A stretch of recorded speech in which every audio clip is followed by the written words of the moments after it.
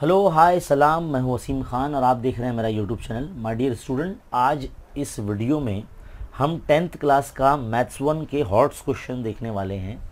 तो चलिए आइए स्टार्ट करते हैं। आप इस वक्त देख रहे हैं मैंने हमारे इस यूट्यूब चैनल पर आपको ऑलरेडी मैथ्स 1 के क्वेश्चन नंबर 1, क्वेश्चन नंबर 2 और क्वेश्चन नंबर 3 के सोल्यूशंस मैंने दे दिए हैं।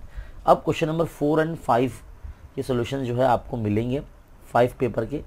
इस वीडियो में आपको पेपर 1 का जो हॉट्स क्वेश्चन है यानी क्वेश्चन नंबर 4 और 5 का सोल्यूशन आपको देखने को मिलेगा। ये 1, 2, 3, 4 और 5 ये 5 क्वेश्चन जो है हम लोग इस वीडियो में सॉल्व करने वाले हैं। सो मेरी आपसे रिक्वेस्ट है कि इस वीडियो को स्टार्ट टू एंड आप ज़रूर देखें, है ना। और अगर आप चैनल पर हमारे न्यू स्टूडेंट हैं तो हमारे चैनल को ज़रूर सब्सक्राइब कीजिए और अपने फ्रेंड सर्कल में इसके को जो है शेयर कीजिए। चलिए स्टार्ट करते हैं। सबसे पहला क्वेश्चन है हमारा, ये हमारा जो क्वेश्चन है ये है लीनियर इक्वेशन 2 वेरिएबल का। जैसे हम क्वेश्चन देखते हैं इसमें साइमल्टेनियस इक्वेशन हमको नज़र आती है। Draw the graph representing this equation x minus y is equal to 1। दो इक्वेशन आपको दिए, पहला इक्वेशन है x minus y is equal to 1, ये इक्वेशन है। इसका ग्राफ हमको प्लॉट करना है ग्राफ पेपर पे। और 2x plus 3y is equal to 12, ये आपको सेकंड इक्वेशन दिया है। इसका भी जो आपको ग्राफ पर इक्वेशन का लाइन बनाना है और एक ही सेम पेपर पे बनाना है। Find the area of a triangle form by these lines. इन दो लाइन से जो ट्राइंगल बनेगा, दो ट्राइंगल बनने वाले थे, यहाँ पर लिखा ट्राइंगल्स, यानी दो ट्राइंगल बनने वाले हैं जो एक्स और वाई एक्सिस को जहाँ पर भी ये कट करने वाले हैं, इंटरसेक्ट करने वाले हैं दोनों इक्वेशन, जिससे दो ट्राइंगल फॉर्म होंगे। उन दोनों ट्राइंगल का एरिया हमको फाइंड करना है। फाइंड द एरिया बोला है, एरिया फाइंड करना है। सबसे पहले जब भी किसी इक्वेशन को हमको जब ग्राफ पर प्लॉट करना होता है तो हम क्या करते हैं, हमारे पास कोऑर्डिनेट होना बहुत ज़रूरी है। कोऑर्डिनेट कैसे मिलेंगे, तो पहले आपको क्या करना पड़ेगा, एक्स और वाई की जो है ना वैल्यूज़ आप खुद से कुछ भी आप ले सकते हैं, है ना। जैसे कि मैं एक्स का वैल्यू 2 ले लेता हूँ। मैं अगर 2 लेता हूँ तो एक्स का वैल्यू 2 अगर हम इस इक्वेशन में रखते हैं, इक्वेशन नंबर 1 में, तो 2 minus y is equal to 1। तो 2 जो है 1 के माइनस में चलाएगा तो -1 मिलेगा। तो माइनस वाई माइनस 1 1 मिले हो जाएगा वो, है ना। तो 2, 1 इस तरह से आपका आ जाएगा। देखिए मैं रफ वर्क करके आपको दिखा सकता हूँ। मैं 2 minus y is equal to 1 ऐसे रखेंगे तो minus y is equal to 1 minus 2, तो minus y is equal to या -1, माइनस माइनस कैंसिल हो जाएगा तो वाई इज इक्वल टू 1 आ जाएगा। देखो यहाँ हमने 1 रख दिया, है ना। तो हमारा जो कोऑर्डिनेट आ गया 2, 1 आ गया, तो एक हमारा ये हो गया। इसी तरह से 2 टाइम्स हम करेंगे। अब मान लीजिए अगर मैंने 4 ले लिया है एक्स का वैल्यू, तो मैं 4 रखूँगा। 4 minus y is equal to 1, तो minus y is equal to 1 minus 4, therefore -3 is equal to -5। तो minus minus will be cancel, y is equal to 3। तो जो हमको 3 मिला तो हम यहाँ रखेंगे 4, 3 हमारा कोऑर्डिनेट आ गया।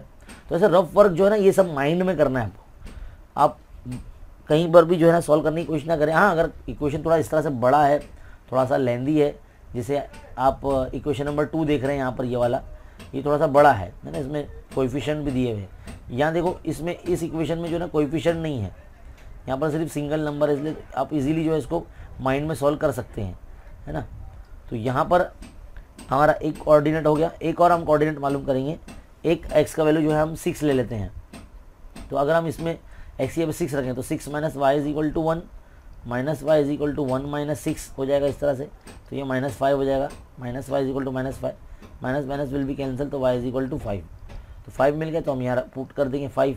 तो हमारे कोऑर्डिनेट क्या हो जाएंगे 6, 5। तो इस तरह से ये जो कोऑर्डिनेट हमको मिले हैं, ये जो टेबल हमारा रेडी हुआ है, ये पॉइंट्स को, ये कोऑर्डिनेट्स को आपको ग्राफ पे प्लॉट करना पड़ेगा, है ना। तो ये तो आप इजीली ले लेंगे। चलिए हम बढ़ते हैं नेक्स्ट इक्वेशन की तरफ। नेक्स्ट इक्वेशन के लिए भी हम ऐसे ही जो है टेबल बनाएंगे x y, और उसका जो है यहाँ पर पहले सिंप्लीफाई करेंगे पहले इक्वेशन को, देन फिर हम जो है टेबल बनाएंगे और उसमें वैल्यू पुटअप करेंगे। माय डियर स्टूडेंट, आप फर्स्ट ऑफ ऑल क्या करेंगे, आपको देखो ये जो इक्वेशन है 2x plus 3y is equal to 12, इसमें आपको क्या करना है, 3y को यहीं रहने देना है ना। 3y को आपका क्या करेंगे, 3y यहीं रहने देंगे। एक मिनट है, हम 3y को जो है यहीं रहने देंगे, 12 के माइनस में 2x को हम भेज देंगे यहाँ पर माइनस में, यहाँ रहेगा हमारा 12 माइनस 2x अपॉन 3। अब आप जो भी वैल्यू रखेंगे x का वो यहाँ रखेंगे और फिर उसको 2 से मल्टीप्लाई करेंगे, फिर 12 से माइनस करेंगे और वो ऐसा नंबर होना चाहिए जो 3 से डिवाइड हो सके, है ना। तो अब हम क्या करते हैं, यहाँ पर एक टेबल बनाते हैं कुछ इस तरह से, ऐसे x y x, y, है ना, कोऑर्डिनेट चाहिए ना। तो अब हम यहाँ क्या करेंगे, एक काम करते हैं, पहले 0 हम रख लेते हैं। तो 0 अगर यहाँ पुट करते हैं तो 12 माइनस 2 इंटू 0 अपॉन 3 क्या हो जाएगा, ये 12 माइनस 0 2 इंटू 0 तो 0 होगा ना, अपॉन 3। तो 12 अपॉन 3 मतलब 3 1 3 3 4 12, तो 4 आ जाएगा आपका आंसर। तो जब आप x का वैल्यू 0 रख रहे हैं तो आपको y 4 मिल रहा है, तो 0,4 आपका कोऑर्डिनेट आ गया। इसी तरह से अब आप जो है 3 रखिए यहाँ पर। तो जैसे आप यहाँ 3 रखते हो तो क्या हो जाएगा, 2 3 6 हो जाएगा, है ना। तो 12 माइनस 6 क्या हो जाएगा आपका, देखिए 12 माइनस 6 क्या हो जाएगा, 6 हो जाएगा। तो 6 अपॉन 3 मीन्स 3 1 3 3 2 6, तो 2 आ जाएगा आपका आंसर। तो आपको 3 रखने पर 2 मिला, तो 3,2 आपका आंसर आ गया, है ना, कोऑर्डिनेट आ गया। अब 3 के बाद आप है ना 6 रख लो, तो 6 रखेंगे तो आपको क्या मिलेगा, 12 माइनस 2 इंटू 6 अपॉन 3। तो 12 माइनस 12 अपॉन 3, तो 0/3 मीन्स 0 होता है ना, 0/3 मीन्स 0 होता है, 0 हो जाएगा। तो 6,0 आपका कोऑर्डिनेट आ गया। तो इस तरह से 3 कोऑर्डिनेट आपको मिल गए। आप 4 कोऑर्डिनेट भी फाइंड कर सकते हैं और इस तरह से आपका टेबल कंप्लीट होता है। अब आपका काम ये होता है कि जब आपका टेबल रेडी हो जाए तो आप ग्राफ पेपर लेंगे, ग्राफ पेपर के ऊपर जो है आप x और y एक्सिस बनाएंगे, देन फिर जो है आप इसको नंबर को प्लॉट करेंगे। तो जब आप इस नंबर को प्लॉट करेंगे तो देखो कैसे दिखेगा ये, देखिए स्टूडेंट्स, कुछ इस तरह से आपको जो है ना ये ग्राफ ऐसे बनने वाला है। दोनों इक्वेशन की जब हम लाइन पॉइंट ऑफ जो हमारे कोऑर्डिनेट है वो अगर प्लॉट करने के बाद जब लाइन ड्रॉ करेंगे तो दोनों लाइन इस तरह से एक दूसरे को कट करेगी। तो जब आपको 2 ट्राइंगल बनेंगे, एक ACB बनेगा ये वाला नीचे वाला, और एक ECD बनेगा, इस तरह से ECD ऐसे बनेगा। हमने यहाँ पे नाम दिया है ना, इस पॉइंट को, इस ट्राइंगल को हमने नाम दे दिया ECD, और ये है जो हमारा ACB हो गया। तो इसका हमको एरिया फाइंड करना है ना, इसका हमको एरिया फाइंड करना है। अब एरिया कैसे फाइंड करेंगे, देखिए सबसे पहले आप क्या करेंगे, आपको एरिया का फॉर्मूला पता करना आता है। एरिया ऑफ किसी भी ट्राइंगल का नाम, जैसे अभी यहाँ पर ये वाला ट्राइंगल का हम लोग फाइंड करने जा रहे हैं, तो ACB है, तो इसका फॉर्मूला था 1/2 बेस इंटू हाइट। तो यहाँ इसका बेस जो है वो AB है ना, तो यहाँ हम लिखेंगे AB, और इसका हाइट जो होगा वो यहाँ पर ऐसा अगर हम ड्रॉ करते हैं ऐसे, है ना, इसका मान लीजिए CT हो जाएगा, CT। तो CT हम इसको हाइट दे देते हैं, तो 1/2 इंटू AB का वैल्यू हो जाएगा 1 2 3 4 5, है ना, ये 5 हो गया, है ना, 1 2 5 हो गया यहाँ पर। और CT कितना हो जाएगा 1 2, तो ये 2 हो जाएगा, तो 2 2 विल बी कैंसिल, तो 5 सम स्क्वायर, यानी इसका आपका जो है एरिया ऑफ ट्राइंगल ACB का आपका एरिया आ जाएगा 5 सेंटीमीटर स्क्वायर या 5 स्क्वायर सेंटीमीटर, ये आपका आंसर आ जाएगा। इसी तरह से ये वाला जो ट्राइंगल आप देख रहे हैं ECD, ये वाला ट्राइंगल, ये वाला पूरा यहाँ तक, इसका एरिया भी फाइंड करना है आपको। तो इसके लिए भी आप सेम फॉर्मूला लगाएंगे, area of triangle CED is equal to 1/2, इसका बेस क्या रहेगा, D से लेके E तक रहेगा, है ना, DE इंटू इसका हाइट क्या रहेगा, या यहाँ बना देते हैं हम, यहाँ पर CF बना देते हैं, CF, बस इसका आपको लिख लेना है 1/2। D कितना है 1 2 3 4 5, ये 5 हो रहा है, और CF कितना हो रहा है, ये 3 हो रहा है ना, 1 2 3, है ना, 3 हो रहा है ना। यहाँ पर देखो, यहाँ से यहाँ तक C से F तक कितना हो रहा है 1 2 3, है ना, तो 3 हो रहा है। तो ये कितना हो जाएगा 5 3 15, 15/2 मीन्स 7.5, है ना, तो 7.5 सेंटीमीटर स्क्वायर ये आपका जो है हो जाएगा। तो इस तरीके से यहाँ पर 2 ट्राइंगल के एरिया हमारे पास फाइंड हो रहे हैं। आई होप आपको समझ में आ गया होगा किस तरह से हमको कोई भी पॉइंट को, मतलब जब पहले कोऑर्डिनेट मिल जाते हैं, और ये कोऑर्डिनेट भी लेना बहुत सिंपल है, इजी है, ये हम खुद से ले सकते हैं। ज़रूरी नहीं है मैंने जिस तरह से यहाँ वीडियो में आपको बताया है लेने के लिए, पॉइंट आप वैसे ही लो, ऐसा नहीं है, आप अपने हिसाब से भी ले सकते हो, है ना। और फिर उसको जब कोऑर्डिनेट मिल जाएंगे आपको ग्राफ पेपर पे जो है प्लॉट करना है, और ग्राफ पेपर पे इस तरीके से आपको ना पूरा स्केल भी लिखना है ऊपर, 1 centimetre is equal to 1 unit on both axis. तो आपने बिल्कुल भी गैप नहीं लिया है, तो 0 1 2 3 4 5 0 1 2 3 4 5 इस तरह से लिखा है ना आपने, तो इसके लिए आपको पूरा लिखना पड़ेगा, वरना ग्राफ के अंदर अगर आपने ये रीडिंग नहीं लिखा यानी स्केल नहीं लिखा तो आपके मार्क्स कैंसिल हो सकते हैं। तो ये आपको ध्यान में रखना होगा। और फिलहाल यहाँ पर हमारा पहला क्वेश्चन यहाँ कंप्लीट हो जाता है, पहला क्वेश्चन हमारा यहाँ कंप्लीट ये वाला। अब हम बढ़ते हैं सेकंड क्वेश्चन की तरफ। Now student question number two देखेंगे अभी हम। A bag contain 16 balls of which x balls are red. एक बैग में 16 बॉल्स हैं, टोटल कितने हैं 16 बॉल्स हैं, जिसमें से रेड बॉल कितने एक्स हैं। All the balls are of the same size, सारे बॉल का जो साइज है वो सेम है। What is the probability that the ball picked up is red? यानी जो हमने बॉल निकाला है बॉक्स में से या बैग में से वो रेड बॉल है। अब हमको रेड बॉल का ही नंबर ऑफ कितना है वो नहीं पता। If 8 more red balls are put in the bag, उसमें अगर और 8 बॉल हम डाल देते हैं, पहले से उसमें पहले x थे, बाद में उसमें x प्लस 8 बॉल्स हो गए, है ना। 8 balls are add and a ball is picked up, the probability of picking up a red ball becomes 2 into 4/9, है ना। ये जो मिक्स फ्रैक्शन है ये आपको दिया है, मतलब ये प्रोबेबिलिटी दिया हुआ है कि पहले हम जो रेड बॉल पिक करेंगे उसका प्रोबेबिलिटी सेकेंड टाइम जब पिक करने के 2 इंटू 4/9 ये हो जाएगा। ये देखो ये प्लस होता है बीच में, 2 + 4/9 ऐसा होता है ये मिक्स फ्रैक्शन, इतना टाइम हो जाएगा। द प्रीवियस वन यानी जो पिछले वाले प्रोबेबिलिटी से जो होगा रेड बॉल पिक करने का, जो सेकेंड टाइम प्रोबेबिलिटी जो होगी उसका इतना टाइम्स हो जाएगा वो। Find the number of red balls initially in the bag, तो बताइए कितने रेड बॉल जो है वो बैग में होंगे। तो सबसे पहला काम आपका यही होगा, जैसे आपको बताया कि number of red ball x red balls are there in bag, तो आप पहले ये बताएंगे कि अब बैग कंटेन 16 बॉल्स, अब 16 बॉल्स यानी एन ऑफ एस आपका कितना होगा 16 हो जाएगा।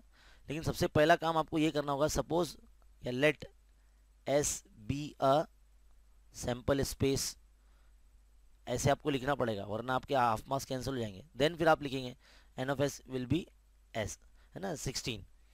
तो नंबर ऑफ रेड बॉल्स, तो रेड बॉल के लिए एन ऑफ आर लिखूंगा मैं, यहाँ पर हमको एक्स दिया है ना। तो प्रोबेबिलिटी क्या होता है इसका, probability of getting red ball, तो पी ऑफ आर वन हम लिखेंगे, तो n of R upon n of S हम लिखेंगे इस तरह से। तो एन ऑफ आर क्या है एक्स अपॉन 16 हो जाएगा। कुछ देर के लिए इसको इक्वेशन 1 मान लीजिए आप। अब हमको क्या बोला है कि इसमें 8 बॉल हम ऐड करते हैं, है ना। 8 more red balls are put in the bag, तो 8 मोर कर देंगे तो एन ऑफ आर यानी नंबर ऑफ रेड बॉल का कितना हो जाएगा, तो इसमें 8 बॉल मिक्स कर देंगे तो एन ऑफ एस अभी चेंज हो जाएगा ना हमारा, 16 + 8 और ऐड कर रहे हैं तो कितना हो गया 24 हो गया। तो एन ऑफ आर जो होगा रेड बॉल ये भी इंक्रीज हो जाएगा, x + 8 हो जाएगा क्योंकि पहले से x बॉल थे उसमें 8 बॉल्स और आ गए। तो अब इसका प्रोबेबिलिटी क्या होगा, तो इसका प्रोबेबिलिटी P2 हम लिखेंगे, P2 R रेड बॉल के लिए, तो n of R upon n of S ऐसे लिखेंगे और ये हो जाएगा x + 8/24 ऐसे हो जाएगा। ये आपकी समझ लीजिए इक्वेशन नंबर 2 हो गई, है ना। अब हमको क्या बोला है उसने कि क्वेश्चन में the probability of picking up a red ball, जब रेड बॉल का प्रोबेबिलिटी हम फाइंड करते हैं निकालेंगे तो इट बिकम्स 2 4/9 टाइम्स इतना हो जाता है प्रीवियस वन। तो पहले वाली प्रोबेबिलिटी का यानी P ऑफ R1 का जो है इतना टाइम्स हो जाता है 2⁴/9 इतना हो जाता है किसका, सेकेंड न्यू प्रोबेबिलिटी के। The probability of picking up red ball, जो सेकेंड प्रोबेबिलिटी होगी यानी ये वाली, ये हो जाती है 2 × 4/9, ये हो जाती है पहली वाली प्रोबेबिलिटी के। तो पहली वाली प्रोबेबिलिटी आपके पास लिखा हुआ ही है यहाँ पर इक्वेशन नंबर 1, और सेकेंड प्रोबेबिलिटी क्या है P2R है, तो इसको आप रख दो यहाँ पर x/16 है, और इनटू ये क्या हो जाएगा, ये हो जाएगा इसको अगर सॉल्व करते हैं, देखो मैंने जैसे बताया कि बीच में प्लस होता है ना, ये मिक्स फ्रैक्शन इस तरह से जो दिया है आपको इम्प्रॉपर फ्रैक्शन एक तरह से, तो 2 इंटू 4/9 है, तो इसको 2 9 18 है ना, 18 + 4/9, तो ये हो जाएगा 22/9 हो जाएगा ये, है ना। तो ये टोटल कितने 22/9 हो जाएगा, तो हम यहाँ पे क्या लिखेंगे 22/9 is equal to, second probability क्या है x+8/24। अब इसको सॉल्व करेंगे, अब इसको हम क्या करेंगे सॉल्व करेंगे। आप एक काम कीजिए, आप यहाँ पर 16 आप देख रहे हैं, 16 और या 9 देख रहे हैं, इसका हम एलसीएम निकाल सकते हैं, या फिर आप डिनोमिनेटर सेम कीजिए। तो डिनोमिनेटर से सेम तो हम कर नहीं सकते, तो आप क्या करेंगे 16 × 9 कर देंगे। तो 16 × 9 अगर हम कर देते हैं तो यहाँ पर हमको कितना मिलता है 144 मिल जाएगा, है ना। 16 और ये 22x हो जाएगा, कितना हो जाएगा 22x और अपन 144 ये हो जाएगा, क्योंकि बीच में मल्टीप्लाई है यहाँ पर, इसलिए इक्वल टू x+8/24। अब यहाँ पर जो है हम क्या करेंगे क्रॉस मल्टीप्लाई कर लेंगे, या फिर अब 144 से मल्टीप्लाई कर दो, है ना, मल्टीप्लाई कर दो तो ये और इजी हो जाएगा, है ना, क्योंकि सारे नंबर जो है 24 9 16 ये सारे 144 से मल्टीप्लाई होते हैं, है ना। तो ऐसे करेंगे तो भी सही रहेगा,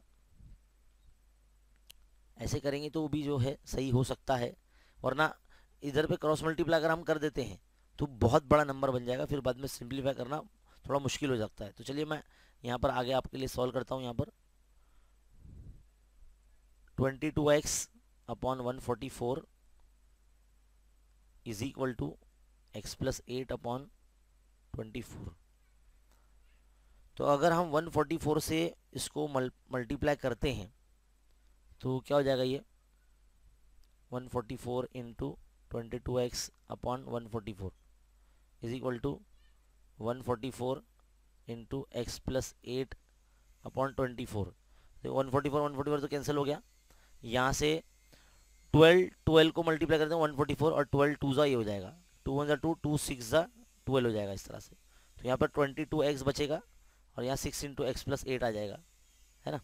यहाँ मल्टीप्लाई करो 6x + 6 8 48 और ये 22x। अब आप x वाली जो टर्म्स है एक साइड लेकर आ जाइए, है ना, 6x माइनस में भेज दो 22 के, और यहाँ 48 रहेगा, और फिर इसको आगे और सिंप्लीफाई करेंगे। 22x में से जो है 6 चला जाएगा तो कितना बचेगा 16, और ये 48 x यहाँ रहेगा, 48 के अपॉन में 16 जाएगा, 16 3 48 होता है, तो x = 3 हो गया आपका, x = 3 हो गया। तो यानी हमारे जो रेड बॉल थे उस बैग में वो 3 रेड बॉल थे इनिशियली, यानी पहले से उसमें 3 ही रेड बॉल थे, है ना। तो इस तरह से ये जो इम्प्रॉपर फ्रैक्शन जो दिया ना आपको, ये इससे थोड़ा सा डरना नहीं है, मतलब बहुत से स्टूडेंट जो थोड़ा सा देख के परेशान हो जाते हैं इसको लिखना कैसे है।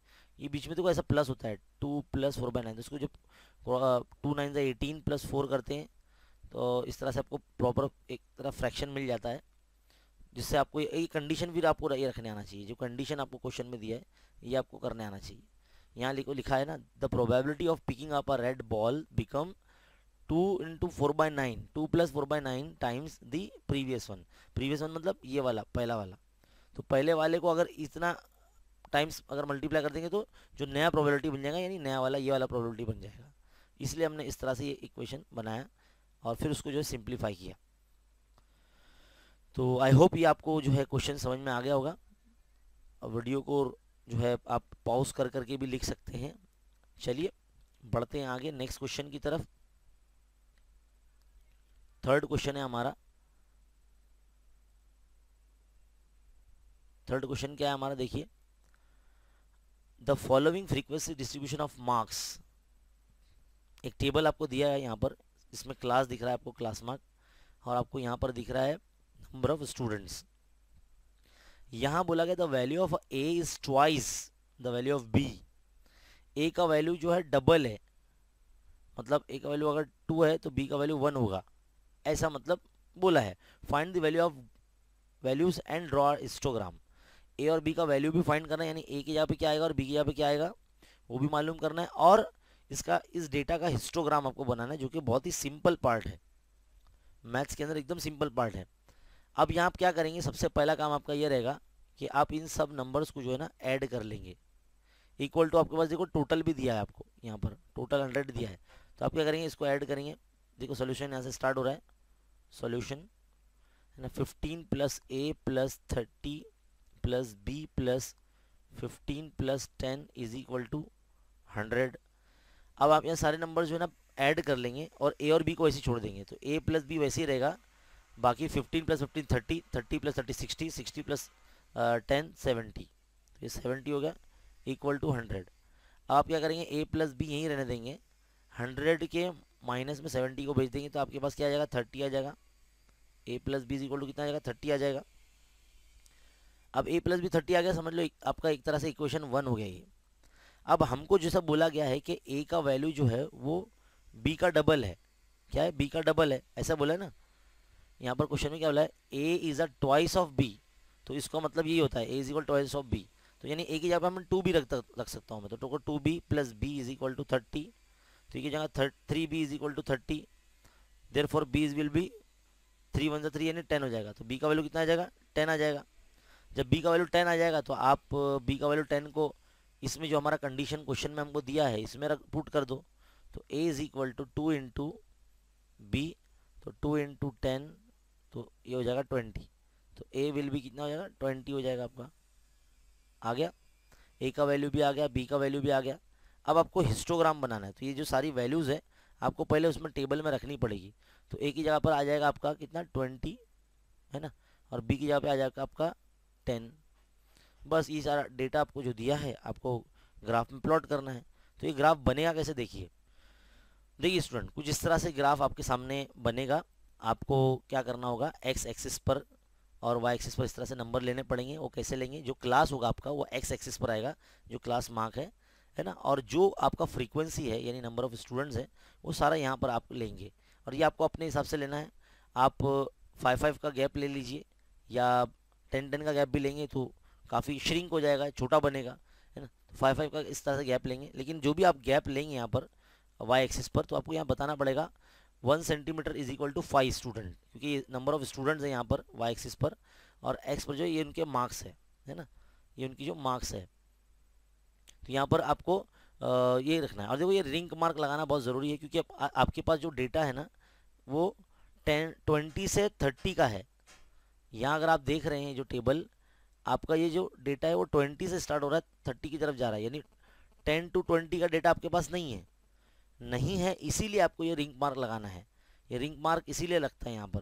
तो पहले आपको रिंग मार्क बनाना है अच्छे तरीके से, देन फिर आप जो है 20 to 30 का जो आपका फ्रीक्वेंसी है वो 15 तक इस तरह से आप ये बार जो है आप खड़े कर देंगे इस तरह से, है ना। हिस्टोग्राम इसी तरह से रहता है, एक दूसरे से एडजेसेंट होता है, तो इस तरीके से आपको करना है।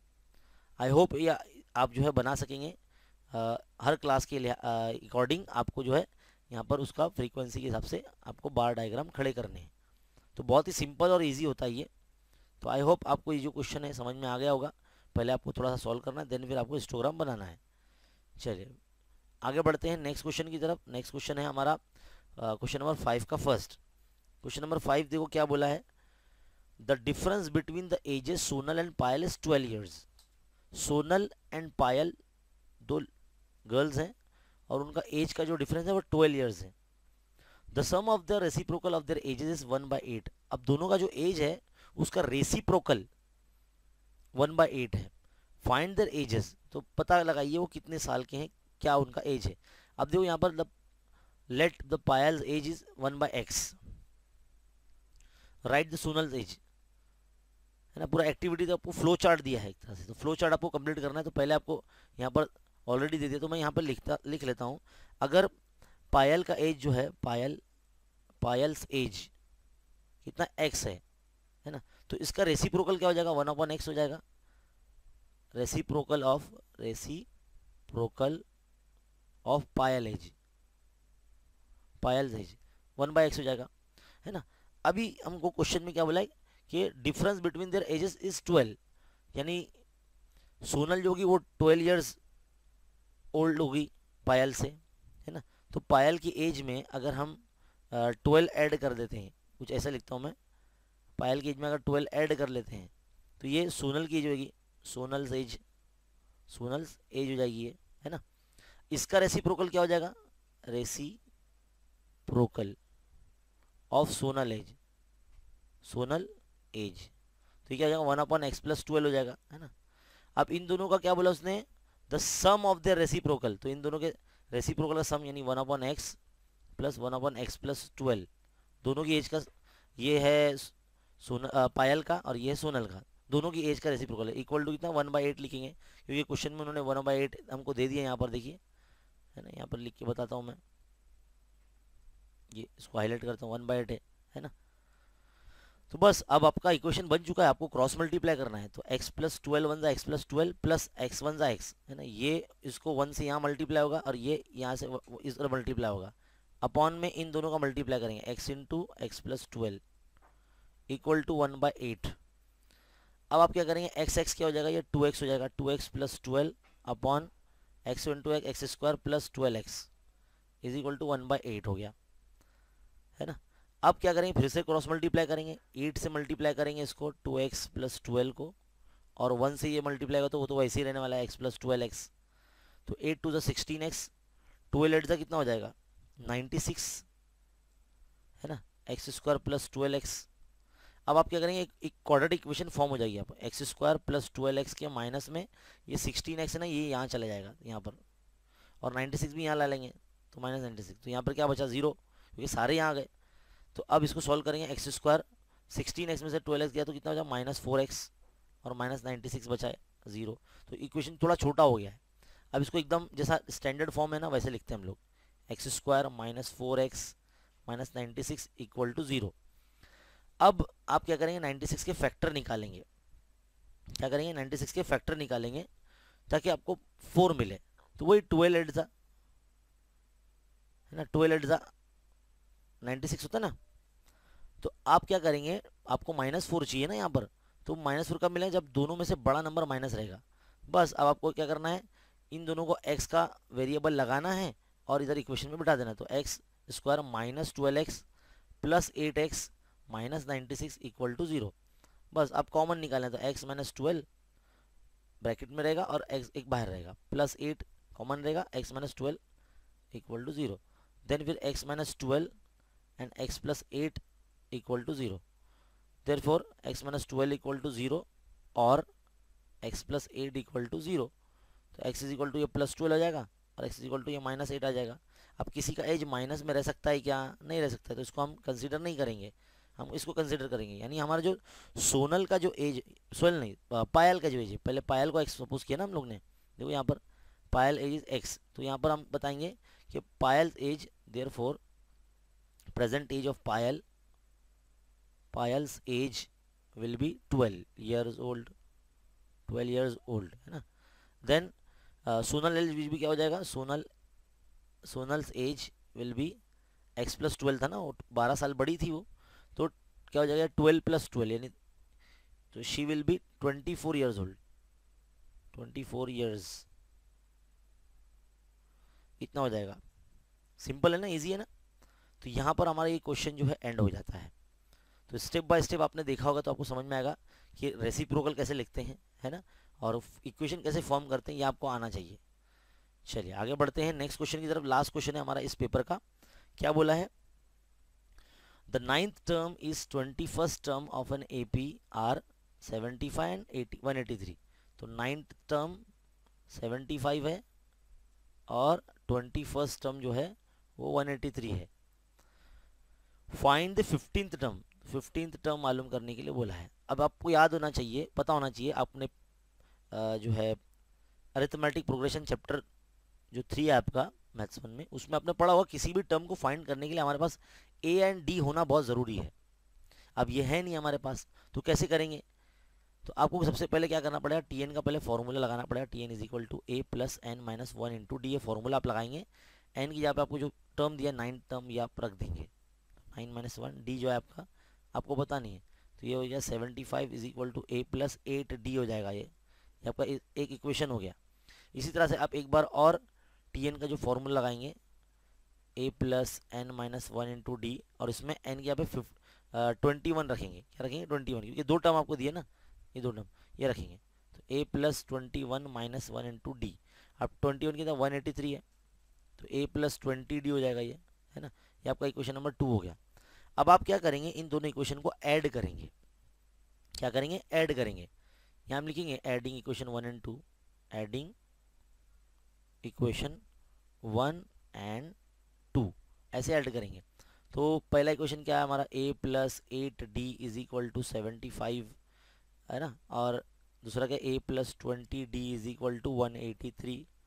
बस इसको ऐड करना है ना। तो ऐड करेंगे तो क्या हो जाएगा, ये a 2a हो जाएगा, प्लस ये 28d हो जाएगा, और ये कितना हो जाएगा, ये हो जाएगा 538 और 18 प्लस 25 है ना, तो 258 हो जाएगा ये, है ना। अब हम क्या करेंगे, इसको अगर 2 से डिवाइड करते हैं, डिवाइड बाय 2 से डिवाइड अगर करते हैं तो ये a प्लस 14d हो जाएगा, और इक्वल टू ये 2 1 2, 2 2 4, 2 9 18, है ना। तो ये बन जाएगा आपका, ये इक्वेशन बन जाएगा। अब आप जो है, आपको T15 जो फाइंड करना है वो आप लगा सकते हैं, क्योंकि 15 वाला टर्म के अंदर ये नंबर रिपीट होगा, तो T15 है ना। तो हम क्या करेंगे, पहले Tn का फॉर्मूला लिख के बताएंगे। Tn is equal to a plus n minus one into d. आपको n के यहाँ पे 15 लिखना है, क्योंकि आपको 15 टर्म फाइंड करना है। 15 माइनस वन इंटू डी, तो a प्लस कितना हो जाएगा, ये 14d हो जाएगा, है ना। तो a प्लस 14d कितना है, 129 है, तो लिख दो यहाँ पर 129, यानी 15 टर्म कितना आ गया, 129 आ गया। तो इस तरीके से आपका 15 टर्म आ गया, और ये क्वेश्चन का सोल्यूशन यहाँ पर एंड हो गया। 3 मार्क्स का है, बहुत ही सिंपल और इजी।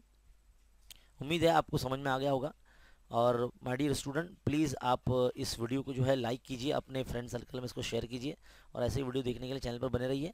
जब भी मुझे टाइम मिलता है तो मैं इसका सोल्यूशन लेकर आता रहता हूँ मैं, और आपको ऐसे सोल्यूशन और भी मिलते रहेंगे। आप हमारा टेलीग्राम का जो चैनल है, या टेलीग्राम का हमारा जो ग्रुप है, आप उसको यहाँ से ज्वाइन कर लीजिए। देखो लिंक दिया है चैनल के अबाउट सेक्शन में, यहाँ से आप ज्वाइन कर सकते हैं। वहाँ पर मैं और भी बहुत सारे क्वेश्चन पेपर जो है प्रैक्टिस के लिए देता रहता हूँ मैं। तो मिलते हैं नेक्स्ट वीडियो में, तब तक के लिए देखते रहिए, सीखते रहिए, और बने रहे हमारे यूट्यूब चैनल के साथ। Thank you.